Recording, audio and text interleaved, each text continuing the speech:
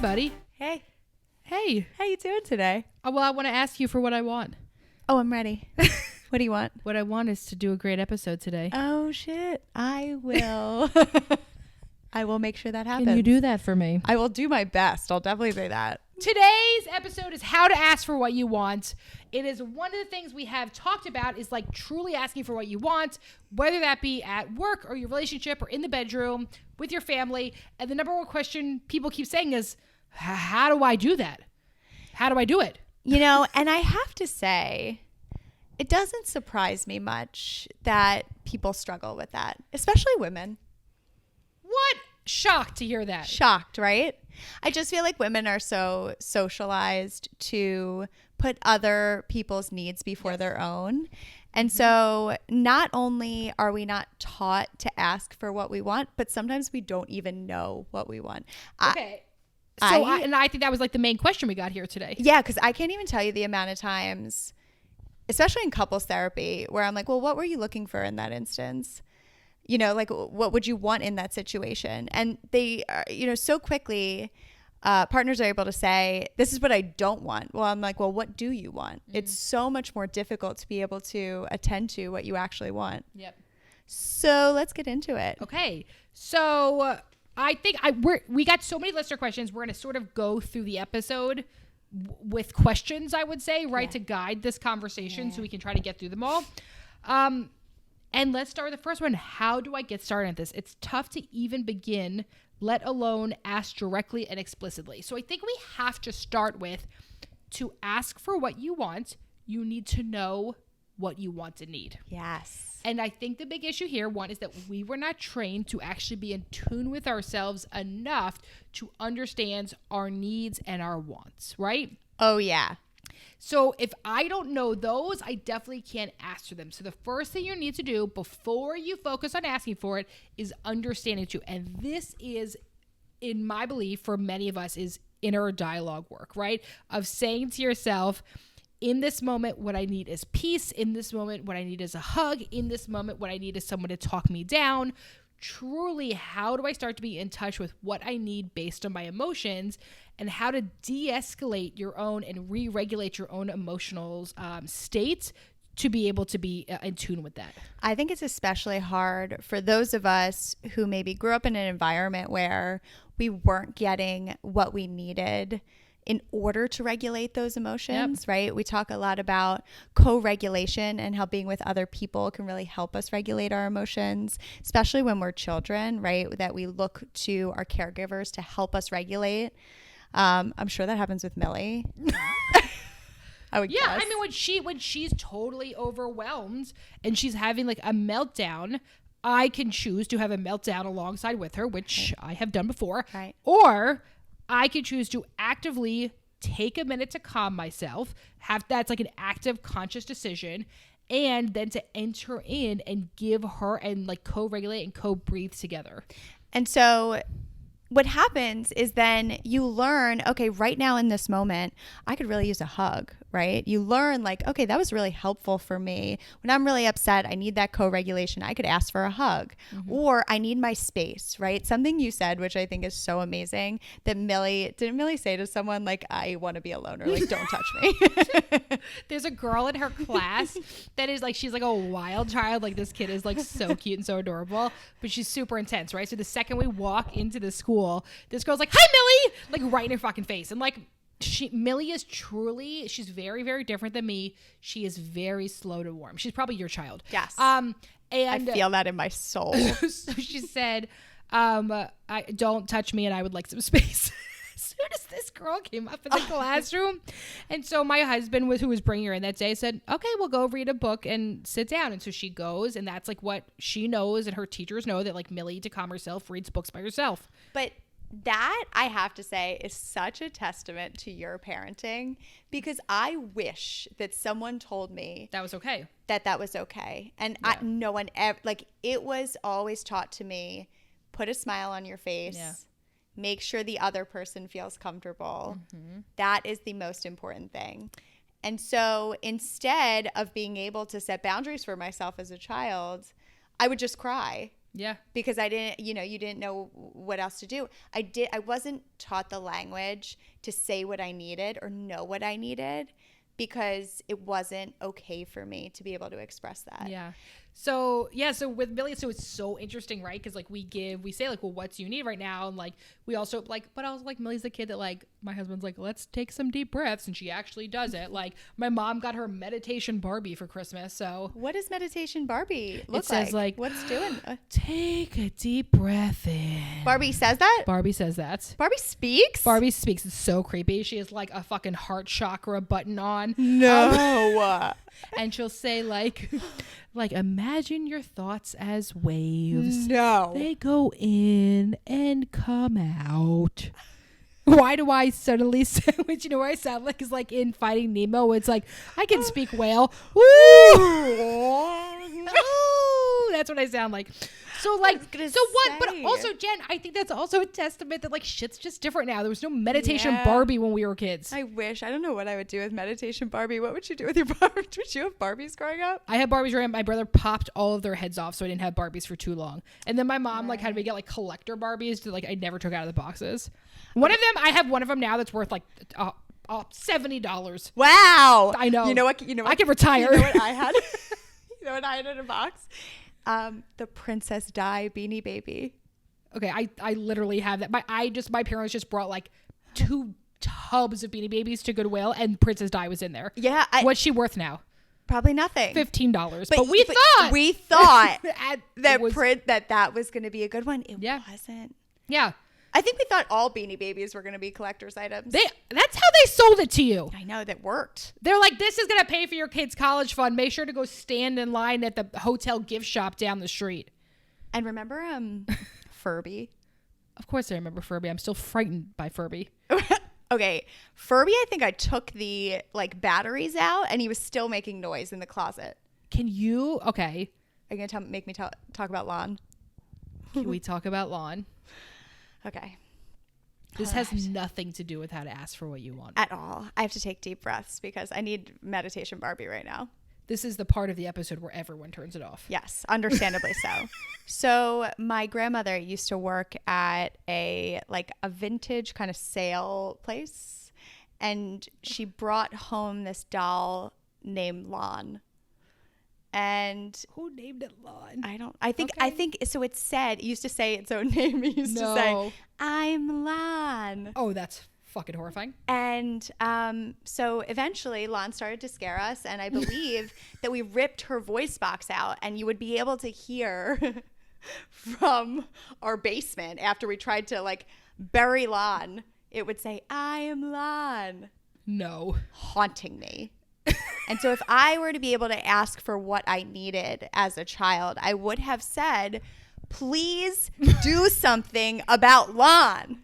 She's scaring me and I cannot sleep. For the love of God. Do you feel like parents weren't having a conversation about coping skills when we were young? Don't you wish they were? Like with my kid, I'm like, here's your calming corner. Here's your chill place, right? Because, you can't do timeouts because, like, research doesn't support it. That's not a thing. No, so everyone has, like, calming corners. That's now, so lovely. How does she feel about her calming fidget corner? Toys in them. Right. How's she feel about that? My child literally asked to be put in timeout because other kids get timeout at daycare. And so... Sounds nice. I was just going to say... So she'll be like, put me in timeout. I'm like, you're confused about what this is. But mainly because she's like, fuck everyone. I don't want to be near. I totally respect that. That's like my daughter's dream by herself. I respect that. So I mean, she's your daughter. Is my daughter. I think I birthed she's not her. Mine. But that's a good thing to think about is like, how can you make a calming corner for yourself as an adult? So, okay. So here's the thing. So let's go back to what do I need? So you probably weren't taught this in childhood, but now how do you find out? And sometimes, here's the really unpopular answer, it's trial and error. Yeah. Sometimes it's pushing yourself to go out when you want to stay in. Sometimes it's pushing yourself to not fill up space when you want to stay busy. Sometimes it is staying home when you feel like FOMO for doing something, right? So like part of this is like trial and error. How do I feel when I'm actively trying to regulate my emotions? What am I saying to myself? What is the ongoing dialogue in my head? And once I can figure that for out for myself, we're then able to ask our partner, our boss, anyone else in our life to also help us with that. And take note of it, right? Like take note of like how you're feeling in these situations, what you need in these sometimes we're just like going about life. We're not really being internal about the things that are working for us and the things that aren't working for us. Yeah. And so as you take note of the things that are working for you, you can bring that into your relationships. I also think, I think for me, one of the things that was always difficult at this is like, you're someone who has like known yourself from an early age, but it was kind of shoved down. Right. For me though, I didn't have that. And I was just like, that person did that thing, so I want to do that too. Right. So like, I just assumed because Charlie did this to help themselves, that's what I don't know what Charlie, right, that's okay. I love that name though. But like, that's what I should do too. Right. So for me, like I always just sort of copied other people and then couldn't figure out why it didn't work for me. I think there's a big lesson in that. Other people are not you. What's the lesson? I think so often we see something working for someone else, like whether it's in business, whether it's coping skills, whether it's in relationships, and we're like, I know they're like when I do that, it's not working for me. Doesn't feel the same, right? That we feel like, okay, if I'm doing this the same way the other person is doing it, why isn't it working in the same way? It's because they're not you. Yeah. So, okay, so one is figuring out what that is. So maybe let's talk about like some actual like tangible examples. Right. So like, okay, if you have a highly social job where you're managing a lot of people with a lot of people, it might mean that when you walk into your home in the evening, you need space. That might even be from your dog. That might even be from your child. Never space from your dog. I want my dog to be around me all the time. I know, but sometimes my dog needs space from me. Sometimes you're not like, come on, man. Like, no, never. Never. I just want him to like lick my face and lay on my chest. Too much. No, I mean, that's great. At least I know what I need. Yeah, at least you know what you need, right? Like, okay, so like Jen needs a weighted blanket and her dog. But so I think part of this, oh my God, I'm tangled up in things. Okay, so I'm so distracted by you making out your dog. Only that's such a white person thing to do, don't you think? Yes. Hard to say. As white people. I know, right? Hard to say. But I think that's a really good example is like really, if you have a job that's very social and knowing what your social capacity is, right? And if you go home and your partner tries to talk to you and you're like, I cannot talk to anyone right now, right? That if you don't know that you need that space in the moment, you might be more reactive to your partner rather than saying, I know I had a really long day of talking to people and I need space to myself. And because of that, I'm going to go home and I'm going to set a boundary, or I'm going to say to them, listen, I had a really long day. I know right now I need some space. The communication part I think is really important. Instead, if you don't know what you need, you go home, your partner's like, hey, good to see you. Let me ask you all these questions. And you're like, give me some space. Yeah. Right. And that's where it ends up being part of a little bit of an issue. So, well, that's the reaction versus the response, right? Exactly. So like, I mean, it's even thinking about, there was a point in my life when I would have conflict with other people. I always felt like I was like, I got to process with someone. I got to call someone on the phone and talk it out, right? I wasn't actually processing. I was emotionally dumping, and I was just trying to ease my own anxiety and deactivate myself to try to get someone else to do that. But like, it never actually worked. Right. Because then all of a sudden I'm getting other people's opinions, and they're siding with me, and they're aligning, and they're like actually elevating it even more. And so like, one of the things I've also learned is like, if I have conflict with someone, I need to not process it. I need to internally go through it. Then I maybe process with only one person and I ask for what I need. So like, I just want to say this out loud, or I want your advice on this, or I'm wondering, you like, I really respect you. But like, if you're just, but this used to be a thing that I was so uncomfortable sitting in those difficult feelings, I would want to call someone to put it, like almost diffuse it. Oh yeah, I'm the opposite. I don't know if you could guess that. Big shocker. So yours used to be that you like don't talk to anyone about it, and now what do you do? Exactly. Okay, that's a perfect example. Yeah. So mine would be, I would completely shove it down, right? I don't talk to anyone. Don't let anyone in. Now, something that I found is really helpful that I did learn from shoving all my emotions down is being able to process it myself first, which is something that I've always done. But I think something I've learned to do is then talk to someone about my feelings, whether if I'm upset about something, go directly to the source, or if I need someone to like bounce ideas off of, go to that person to talk to them. But I think another thing that's important in that to say is, do you have the space for this, right? Yep. Like, is this something that you can take on right now? So I have learned that not only do I need my space, but I also need to let other people in to be there with me in those emotions so that I don't feel so alone. Okay, so let's talk about actually asking for what you need. Yes. So first you're going to figure out what you need and want and who you need and want it from. The number one thing I think it's important for people to realize is not everyone, what Jen just talked about, which was your friend, which what Jen just talked about was like sometimes people don't have it. Right. If my partner needs something from me and I had a really, really tough day, there's going to be times where I don't have it. That has nothing to do with my partner. It has everything to do with me. It's not a rejection of them, but it may feel like it. Yes. So there's going to be times that you ask for what you need and it's not there. And that does not mean it was wrong of you to ask. It does not mean you shouldn't ask again. It means that we have to be realistic that every person is complex human beings, that sometimes it's just not there. And also, if they're allowed to set that boundary, it also means times when somebody comes to me, I'm allowed to set that boundary too. Oh, yeah. That's what you need to remember is sometimes when someone else sets a boundary, it feels like such an affront and like such a rejection, but like also it gives us permission to remember that we should also honor our own boundaries and say no. And I think the key there too is that you're asking and saying, do you have space for this? Can you give this to me? Right? As opposed to demanding, as opposed to expecting. And so the asking piece, I think, is really important because you're saying, do you have space for this, without saying, you have to give this to me, right? Yeah. Because that lends itself to a bit of codependency, that the only way I can regulate my emotions is if you do something for me. Somebody wrote in how to do this when you hate confrontation.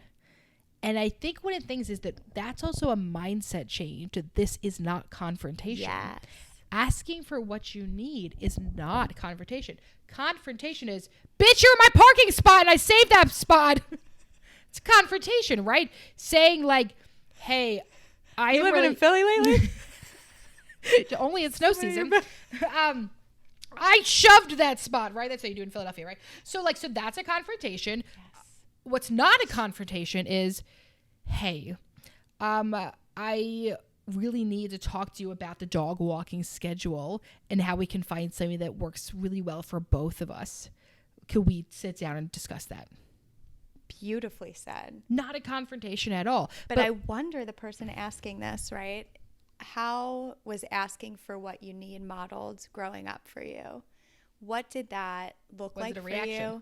Was it a reaction, right? Or can you walk the fucking dog sometimes? Right. Like, is that the way that it was portrayed in your family? Because then, of course, asking for what you need, the expectation is that there is going to be some sort of confrontation when the hope is that when you are in a healthy relationship, whether it's friendship, whether it's romantic relationship, whether it's family relationships, that you are allowed to say, this is what I would want in this relationship. Well, it also brings up something else we've talked about before, which is the meta communication. You're also allowed to say, I'm feeling really nervous to ask this of you, and still I'm like making myself bring it up. Like, be vulnerable. Like, it's okay to sit here and say, like, this is a really hard thing for me to do, because I think that also can, either there's two things. One, it can sometimes de-escalate the other person we're asking, and there's other times where they'll be like, oh God, what? Yes. And if you get the, oh God, what? You're allowed to say like, oh man, like now I really don't know if to ask, like. Or right. Like, or it seems like you're not in the space for this right now. And I want to ask you at a time in which we are both in the space to be able to have this conversation in a healthy way. Yeah. Mm-hmm. And sometimes we would recommend, right? Because like during the week, if you have stressful jobs, if you're coming home, like, it is hard to have those conversations, if we're being honest. Like, it's just, oh my gosh, it's hard. And so sometimes you have to schedule it. I know that can be anxiety provoking, But if you could say like, hey, on Sunday, like, can we get breakfast? I just, want to chat, talk about how we're doing, regroup. Mm-hmm. And in those conversations, you're kind of relaxed, set the stage. Okay, so somebody said how to stop letting how I think they'll respond from me expressing myself. I think this is a really good point. If you write a story in your head about how the other person is going to respond, that's not fair. They didn't get a say here. They didn't even get to be a part of that story and narrative that you've written, right? So I think the thing you have to say is like, it is not fair for me to make assumptions, jump to conclusions, or write stories about other people in my life without them getting to be a part of it. And I think that's such a, such a natural thing that we do as a way to like prep for these conversations, right? Where we think about role play it out. It's like all the possibilities, all the anxiety that comes up around that. Well, if they respond like this, then I'm going to respond like this, right? That like we try to prep for that, but sometimes in our overthinking of that, we build it up way more, and we end up getting to the point where we're like, okay, this feels way too big. I'm not even going to say anything because we're building it up so much in our minds. It's supposed to be protective for you, the way in which your mind is working in that way, right? Like, well, if I prep for this conversation, then maybe I could protect myself from them getting angry or it turning into a blow up fight. But in the end, you end up overthinking it, and you might end up not sharing because of the amount that you are thinking about it. Yeah. Okay, how to navigate my fear of being judged for what I'm asking for. So what are you worried that what's the judgment you're worried about? That you're needy? It's always needy. And my question You're too much. Right. I'm asking for too much. I'm too needy. I'm too much. I'll be rejected, right? What's the fear? And let us just say, just because you have needs does not mean that you're needy. You are supposed to have needs in your relationship. You're like, it's like every human being. That's part of being in a relationship. And so having needs does not mean you're needy. Maybe we should just destigmatize needy. Well, I think then you just need to destigmatize needs. I mean, let's be honest. Then needy, if we talk about it in terms of a sexist, misogynistic frame, do we really call men needy that often?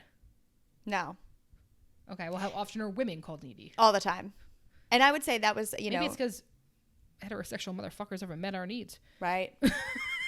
Probably make you, if I'm hungry and you don't feed me, I'm going to get hungrier. And then women are gaslit. Yeah. Why do you eat so much? Well, I don't know, man. I starved myself a long time. And you're like, well, I'm doing everything perfect. You must be needy. Yep. Right? And it's almost an excuse to not do more in the relationship. Yep. Just do more. But, another thing I was going to say about that is, are you judging yourself for those needs that you have? Like, think about the ways in which you are placing judgments on your own needs. And because how much of that are you projecting onto the other person? Yeah. Okay. I like this question. How to practice letting go of guilt when asking for it. Here's what I think about. In my experience with emotions, guilt is fleeting. Resentment is not. Say it again. Guilt is fleeting. Resentment is not. Beautiful. I can feel guilty like 30,000 times a day.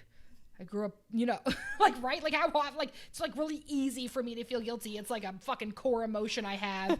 Easy for me to go there. It's also easy for me to get past it. Resentment is not. So the thing is, we cannot help you to stop feeling your feelings. I know it's the number one thing you want your therapist to do, every therapist. We can't do that. But wish we could. I know, me too.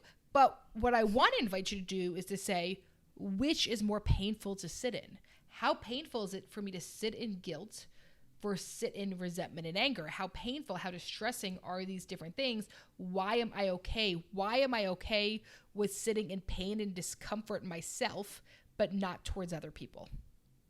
And it goes back to the way in which we've been socialized to put other people before ourselves, right? For many people, yeah. Where guilt comes from this sense of, I'm not supposed to need these things. Closer. What? Put the mic closer to your mouth. Sorry. My apologies, everyone. Eat the Someone mic. Edit that out. Jen is like, my bad. We don't have the same stance. Okay. How do you do this? Oh, wait. How to not shut down when someone doesn't have the capacity to help. Okay. Yes. I first want you to ask yourself, what is the feeling that's coming up that is causing you to shut down? Because shutting down is a reaction to a feeling. Yep. What is the feeling? Is it rejection? Do you feel abandoned? Really dig into what that is bringing up for you when someone is not responding to what you need. Was that the question? Was it responding to what you need? Yeah. Missed it. And so they don't have the capacity to help. Yes. And, and another thing I would want you to ask yourself is, when has that feeling come up for you growing up? When has that feeling come up for you in your relationship? Is it something that's consistent, right? So I think something to address is, if your partner is it never has the capacity to be there for you. It's a problem. It's a problem, right? If it's every now and then, right? Like, life gets in the way. You have a lot of things going on. Your partner's a human being who's struggling with their own stresses. They're not going to be able to be there for you at all times. But if it's a consistent thing that's happening, and it is a pattern, and you are consistently shutting down because in expressing, I feel rejected or abandoned, or it's just something that keeps happening, then that's a relational thing to be able to discuss. Mm-hmm, mm-hmm. Also, if you think about, is this something that came up in my childhood? What is this bringing up for me that feels so incredibly painful? And what are you doing with this feeling? If shutting down is the way in which you typically deal with rejection, then it might mean that you choose to do something else with that feeling. That doesn't mean react in anger, but it means, how do you process it and then bring it back to the relationship and say, hey, I understand that was a tough time for me to ask for what I needed. Is there another time we can talk about it? Do you have space for me at another time, right? To really find the space to get what you need. Mm-hmm. Okay, I really like this one. Okay. How to differentiate what you want versus what you need. I want flowers every day. I need my partner to emotionally show up for me. Oof. I want flowers every day too. Yeah, but you don't need it. Who says? You tell me. That's true. I don't need it. Definitely. I don't think you need it, babe. I right? don't need it. So part of this goes to is like, what is long-term sustainable for a relationship? It feels amazing to have these big grand gestures, but I know for most of us, it's about what happens daily more than what happens once in a while. I think, what might be an interesting part of this is like household chores. What do you mean? Like, if someone's saying like, I want the house to be or look a certain way, or as opposed to like, I need things, like I so often hear people arguing over, people who want things a very specific way in their household, right? Mm-hmm. Whether it's dishes being done. I always hear about the dishwasher being loaded in a certain way. Have you ever heard that? Yes, I have. Does that bother you at all? I love loading the dishwasher in a very specific way, but also my partner does it exactly the same way, so it's truly not a problem. Oh, but if they didn't, is that something you would want or something you need? No, I would just be thrilled someone else was doing the dishes. I don't like doing the dishes. I don't like putting it in the dishwasher. I like scrubbing, but so no, I would have no problem with that. I would so much rather put them in the dishwasher. I find the scrubbing... What do you mean? You could see it go from dirty to clean. It's instant gratification. It's lovely. I hate. Like scrubbing the counters. I love wiping the counters off. My least favorite thing. What's your favorite thing? I love loading the dishwasher, and I love unloading the dishwasher, and I like folding laundry. I hate putting laundry away. Nobody likes folding laundry. Yeah, you can watch TV while you do it. Okay, that is truly true. Who likes unloading the dishwasher? Me. I don't know why. It feels satisfying. Okay, well, that's the instant gratification I'm talking about. Talking. That's what I'm saying. I'm from New York. From New York. That's what I'm saying. I understand. No, I completely understand. Right? You could see it full, and then it's closed. Totally. But I don't know what this has to do with wants and nothing. needs. Nothing. Okay. Keep going. I like this one a lot. Uh-huh. how to ask in a natural way, not just a way that sounds good in therapy. Is that directed directly at us? Probably. You're literally asking a therapist this question. Okay, wait. So, let me think about this in a natural way. All right, so like for me, we don't know how to be natural. We don't know how to be natural anymore. I know, right? Okay, so for me, natural would be like, hey, dude, I'm dead today. Dude, add dude into it. Yeah, right. Yeah. Like for me, but actually, that's what I would say to my husband. Hey, dude, totally dead today. I have 7 clients in a row. I know I'm gonna come home kind of dead. I really need a half hour by myself when I first get home. And I know Millie's going to be excited to see me. And I know it's dinner time. And I know it's craziness. But like, I really need to be able to like walk upstairs, change my clothes, wash my face, pee, so like for me, it would be like really casual entry. And it's not about what he's not doing. Right.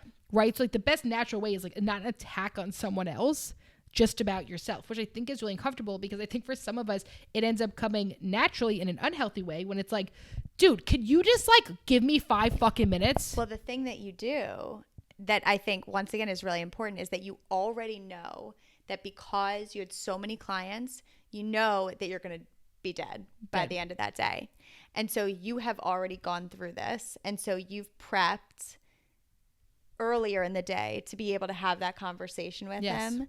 And say, listen, this is going to be a really tough day for me. But if you don't know that, right, at the end of the day, you get home and you're just like, oh my, right? Like you're so much more reactive. Yes, yeah, that's the reactivity, right? So it's much easier to preventive medicine, right? It's much easier to be in tune with yourself. And I think that that's part of knowing what you need, being in tune with yourself to know like what really is depleting for you. I'm going to say that is when I have had the most success with communicating my needs. Yes, when I do preventively.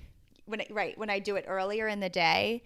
And I think let me just say, I am not a planner in general. I don't plan for things. It is not part of my personality. Obviously, I have to be a business owner, to do my job, to be able to function in the world. But I have learned that planning how, like knowing myself and really knowing how I'm going to feel at the end of the day and planning conversations before that has been incredibly helpful for me. Okay, this leads into a Dear Em and Jen. Oh, I'm into it. All right.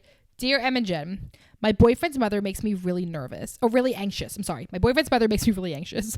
Nervous. I've spoken up about it and he gets it, but how do I kindly ask that I want to stay home during their week-long family vacation and or random dinners they plan? It may look to them like I'm not busy, but my mental space is so important. The first thing that comes to my mind is because she said it may look to them like I'm not busy, but my mental space is important, because it sounds like it's important for her to let them know that she's not going for a reason. Yeah. Or maybe that's the only way you're allowed to say no in that family, though. Right. Like, what are the family rules? The family rules might be that, like, unless you are busy, you are expected to be there, right? So what I would say is, like, what's the expectations? And can you and your partner get on the same page about what the family expectations of, but then also what are just his expectations, right? So, like, the reality is you're in a relationship with him, not his family. Mm-hmm. And so you might upset his family, but how do you get on the same page with him about, like, what's expected? A week is a lot with someone else's family. A week is a lot with anyone. Yeah, a week is so long with anyone. It's long with myself. Right. So, like, right. So I think part of this is, like, it sounds like your partner you said he gets it. So how much does he get it? Does he get it, but he also expects you to get over it? Does he get it, but he also is like, yeah, babe, like, stay home, doesn't matter. Like, so, like, I would be interested to know, like, he gets it and then. Also, sometimes at the beginning of a relationship, you're just in this, like, pleasing mode where we're just, like, giving and giving and giving. We're not really thinking about ourselves. Yeah, sometimes we set ourselves up for failure with that one. That seems a bit of a setup. So I also wonder if you have been going on these week-long family vacations. My guess is this is not the first one you've been asked to go on. No, probably not. And so if the expectation was set of, oh, well, you go on these no matter what headspace you're in. Yeah. That sometimes it can be emotionally challenging to change it, but it's so important because throughout your relationship, you are going to have to set and reset expectations as you grow. And that is part of you growing in a relationship and the two of you growing together, right? Where initially, when you were going on these week-long family vacations, maybe you did have the headspace for it. Maybe you were so madly in love in like the honeymoon stage that it didn't matter that a week was driving you crazy with his family. But now, you know, you settled in, and in order to grow in the relationship, in order to feel like you can have your feet on the ground, be grounded, and be able to be yourself in the relationship, it means that you also need to reset those expectations and express where you are in this moment with his family. And that change might cause a little bit of conflict. Yep. But that is part of the growth. Absolutely. So if you enjoyed today's episode of ShrinkChicks, we always ask for you to rate, review, subscribe, follow on Apple Podcasts. You can watch us on YouTube, follow us at ShrinkChicks, make an appointment with one of our amazing clinicians at the therapy group if you live in Pennsylvania, New Jersey, New York, Massachusetts, California, Florida, Delaware. Beautiful. And mainly, we want you to know that to grow yourself, you got to know yourself. We'll see you next week.